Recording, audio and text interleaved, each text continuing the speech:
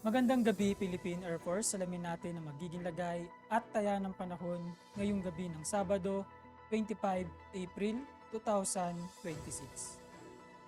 Para sa ating synoptic situation, patuloy ngayong umiiral ang frontal system kung saan magdadala ito ng mga kaulapan na may kasamang kalat-kalat na pag-ulan, pagkidlat, at pagkulog, partikular na yan sa Batanes.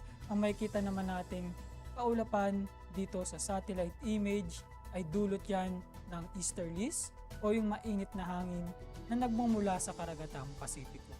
Sa ngayon wala pa tayong namomonitor na low pressure area o sama ng panahon na maaaring makaapekto sa loob at labas ng ating Philippine Area of Responsibility.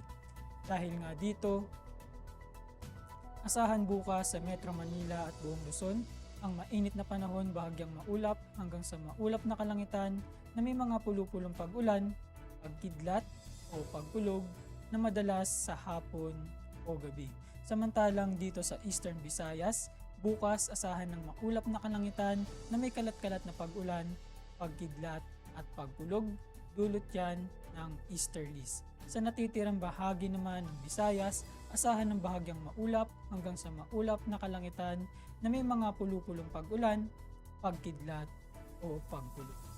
Dito sa Davao, mataas ang tsansa na maging maulap na kalangitan na may kalat na pag-ulan, pagkidlat at pagkulog sa eastern section ng Mindanao, dulot yan ng easterlies. Sa natitirang bahagi naman ng Mindanao, asahan dito ang bahagyang maulap hanggang sa maulap na kalangitan na may mga pulupulong pag-ulan, pagkidlat o pagkulog. Para sa magiging lagay at taya ng panahon sa loob ng 3 araw, simula Lunes hanggang Miyerkules sa Metro Manila, Cavite, Lipa City, Angeles, Puerto Princesa at Kalayaan Island, asahan pa rin ang bahagyang maulap hanggang sa maulap na kalangitan na may mga pulupulong pag-ulan, pagkidlat o pagkulog.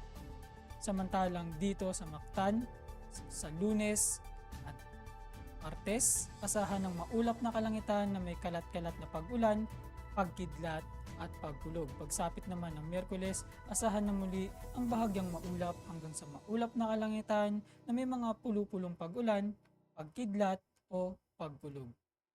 Sa Zamboanga at Davao, sa Lunes, asahan pa rin ang bahagyang maulap hanggang sa maulap na kalangitan, ngunit pagsapit ng Martes, asahan dito ang maulap na kalangitan na may kalat-kalat na pag-ulan, pagkidlat at pagkulog, dulot yan ng easterlies. Pagsapit naman ng Miyerkules, asahan na muli ang pagganda ng panahon.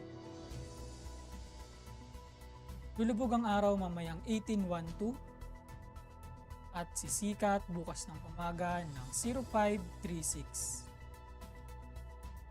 Para sa ating moon illumination, meron tayong 65% increasing.